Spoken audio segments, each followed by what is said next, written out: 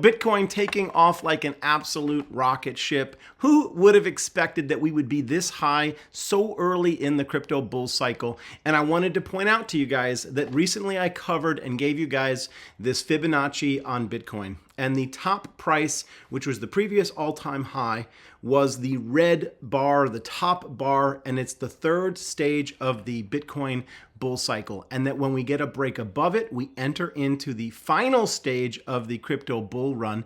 And I did say that it wasn't likely that we were going to stay in that zone just yet, that we had to move some sideways and possibly down and rebuild some momentum. But we did actually break into that zone, and it would make more sense to me to see Bitcoin come back into that fib zone and actually move sideways for at least 30 days, maybe 2 weeks. It's hard to gauge things because of how fast crypto is moving right now. I think we are absolutely on an accelerated schedule with Bitcoin. It's not waiting for the halving event. And I think the halving event is actually going to push the price higher and sooner. But we got to take it 1 month, one fib level at a time.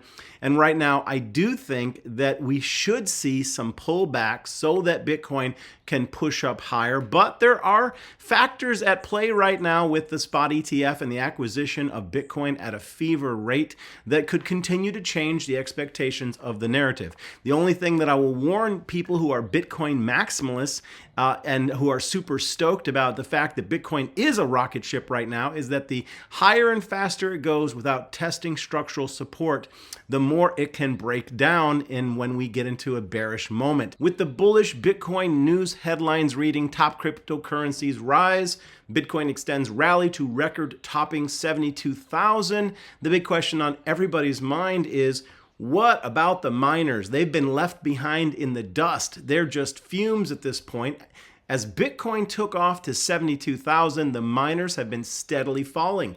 Even as Bitcoin rose over the last 24 hours, the miners have fallen more. And so a lot of people are trying to figure out why, and I'm going to attempt to answer it, and I'm going to give you guys some fresh technicals on 3 of them, Mara, Riot, and CleanSpark, and I think you're going to find what I've found in the charts to be interesting. So buckle up. This is the Stocks with Josh show. As always, I appreciate the likes that I get. Just take a minute and hit the like. It sends the video out to more viewers who can enjoy and receive this content and hopefully make money on crypto and stocks by following this page. And if you're not a member of the Stock Josh fam, then you hit the subscribe and join this incredible community. I also want to shout out a couple plays that I gave in the Discord that have continued to reap big rewards. One of them is crypto and one of them is stocks. The crypto one was Boba. Called it a buy when it was not broken out well in advance. Anybody could have bought it. It's currently sitting up 183%, significantly outperforming Bitcoin, significantly outperforming Mara and Riot and CleanSpark and all the miners. This was the rocket ship, and you guys had it. It was given to you in the Discord well before it took off. Guys, don't sleep on the Discord. It's the Stock Squad Patreon, myself, Keenan Grace, Stock Mo, and Stock Up with Larry Jones. Keenan is providing on Sundays a sniper stock alert going into the week in advance. He's giving you all the technicals. Larry's doing Momentum Mondays, and Mo is actually live trading in the Discord on Wednesdays. And he has an incredible track record of success. So there's a lot to pick up in that Discord, guys. Don't sleep on it. Okay, so why are the miners falling? Here's the brief explanation I want to give you guys so it can make sense to you. The reason why the miner stocks would pump when Bitcoin pumps is all about money, cash. The fact is these guys would typically be mining during the winter, holding on to their Bitcoin bags all the way up to the halving event. And when the halving event would occur, the price of Bitcoin would typically accelerate, right? And then at that point, you know that the miners would be holding on to more cash. And the result for the miners is that their bags, their heavy Bitcoin bags that they had been holding on to, would be increasing significantly in value. And as they sold, they could reinvest and grow the business, increasing the value to the shareholders. But here's what happened. The fact is that Bitcoin pumped sooner. The miners began to dump their bags sooner. And so even though Bitcoin continued to rise, the miners have sold a lot of their Bitcoin. And the ones that didn't CleanSpark is a good example of that. Those are the ones that are actually outperforming, the ones that had the strength to hold on to more of their Bitcoin. And if you've been wondering the disparity between the two, that's pretty much the reason. But now there's an additional layer, and it's all about the hardware. The fact is, getting a hold of these chips is becoming a challenge. So again, the miners who are positioned with the best tech going into the tougher environment where it's going to take more work and more energy to harvest Bitcoin. It used to be 6 that you would get. The halving means you only get 3 now. And so you're going to have to use twice as much electricity and twice as much processing power. And if you don't have the cash to invest correctly into new technology, you are essentially possibly out of the game. And so this is going to be a hard dividing line between all of these miners who've emerged, and there's a ton of them. Back in the last crypto cycle, there was just a handful, 2 or 3 that everybody was tracking. Now there's 10, 20, 30 of these companies all going after those chips. And the fact is, they're competing with everybody else to try to get their hands on them. From Tesla and Microsoft, everybody's trying to get their hands on those chips. And the fact is, they may not be able to acquire them. And so they've cashed out too early. And if they haven't properly invested in the right equipment, there's a big concern about whether or not they will even survive, or how much share dilution they may have to do to raise new capital to try to go after and rebuild the business with new equipment. To get into this phase of Bitcoin, which could be the tightest and hardest phase for any miners to be able to operate within. So that is why the miners have not been running up with Bitcoin. But let's just put that aside for a minute and let's talk about the charts. If you have traded these assets before, you know they're highly volatile and they're subject to massive moves up and massive moves down. It's why the retail community likes them, because they're not sleeper stocks. The fact is, you could put some money in and it could go up 100%. And so that's the reason why people have chased these. And so don't be surprised when they turn around and come down that same amount. Don't act like you didn't know that these were volatile.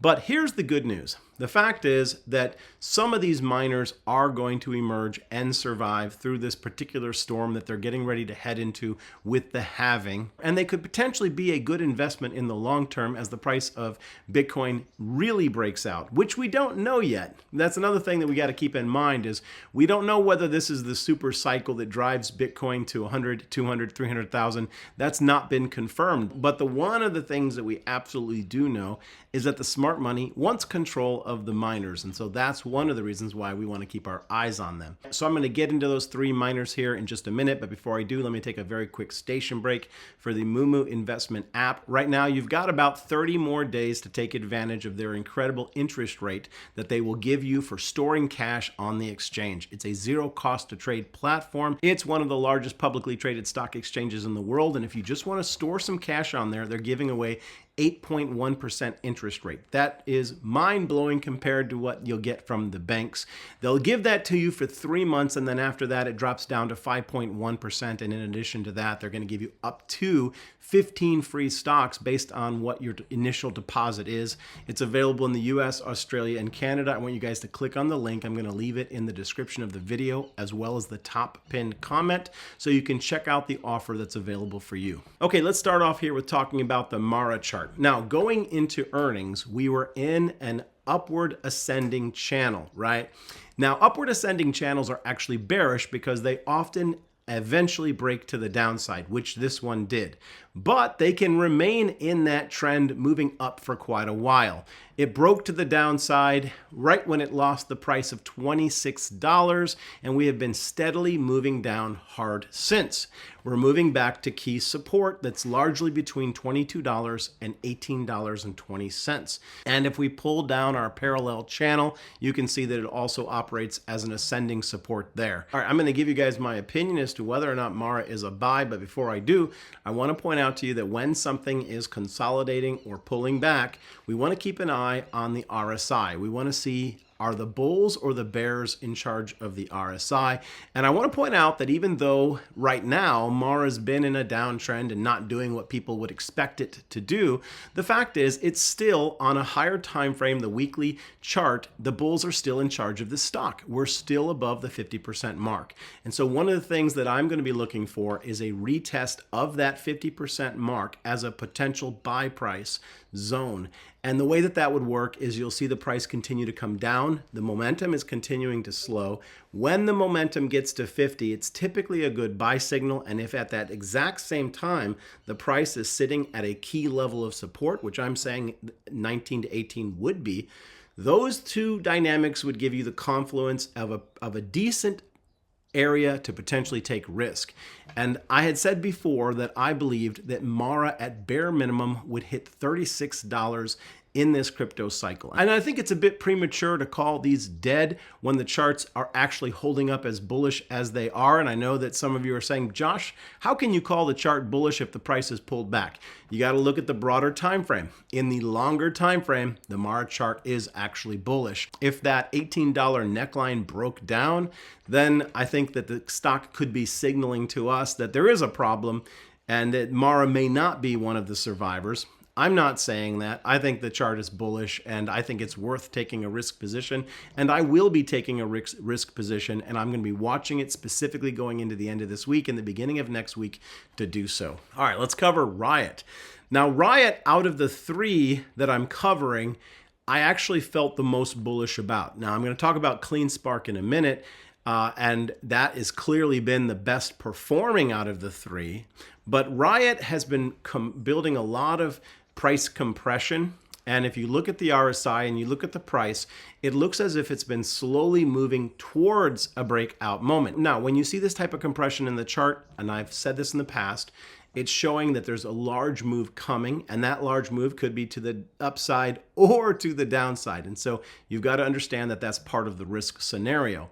I see support, structural support for Riot between 1130 and 1070. And that's sort of the historic support zone that I would be identifying as a potential buy area. And I'd want to set my stop loss $1 or $2 beneath that based on my DCAing into the position. Resistance above is at 1520 and 1750. And for sure, those are also areas that could be considered buying zones. And you say, well, why buy higher and not buy lower? Well, if we get up to those prices and we break above them, then it's confirmation that the chart has turned bullish rather than trying to buy support where support could be broken and it could go below support.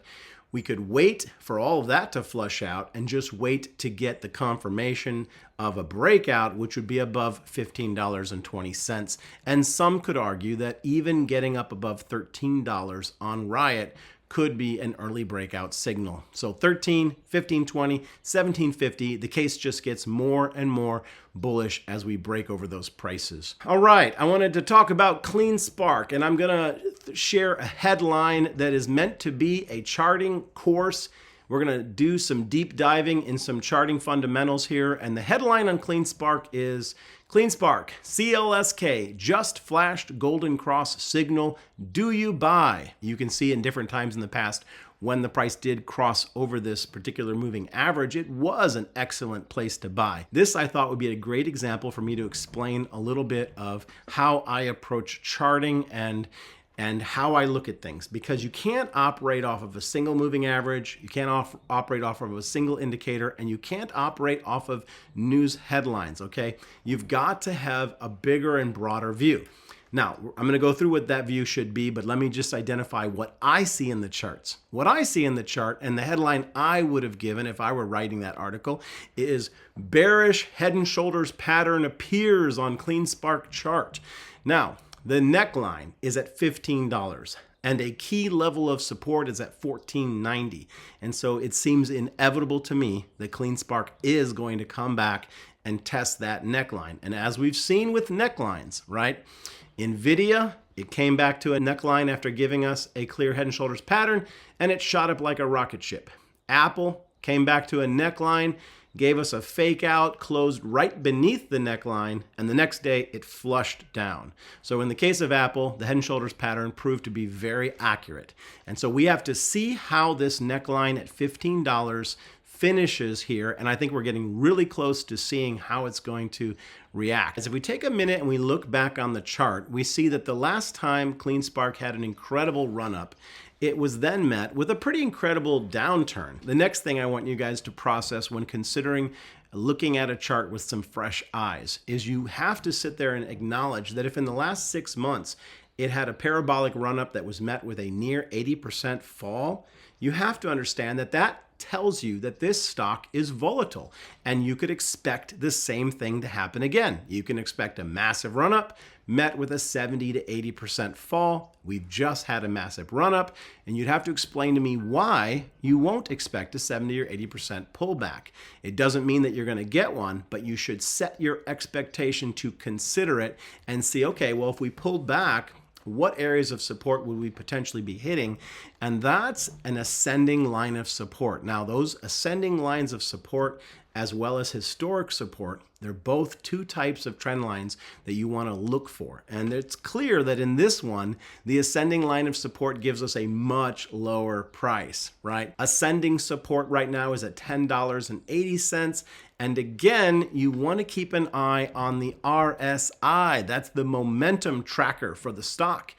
And you, right now, since we had that massive run up, at bare minimum, you want to consider potentially a buy signal would be a coming back and bouncing at the 50% mark on the RSI.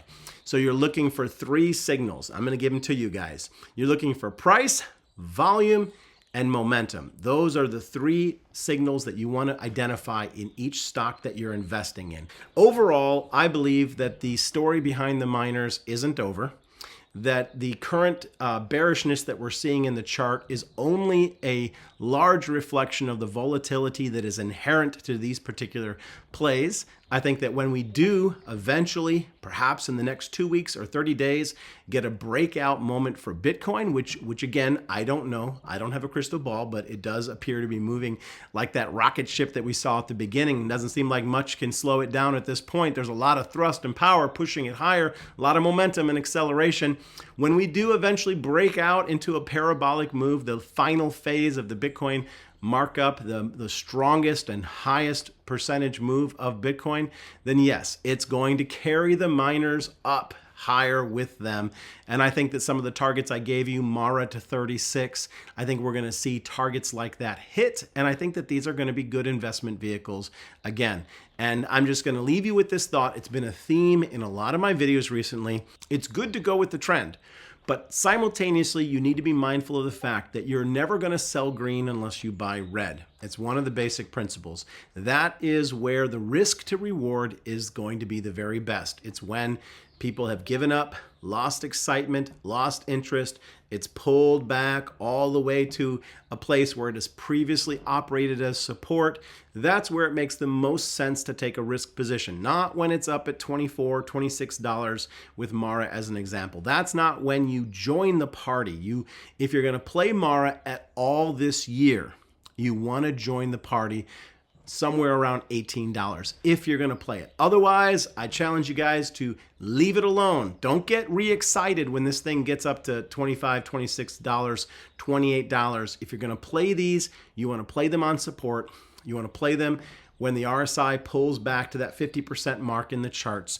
That's when you or I should consider getting excited about them. That's when the risk to reward makes the most sense. Thanks again for taking a minute and hitting that like, and hit the subscribe to keep getting these technical insights on stock and crypto. Peace and blessings, my friends. Take care.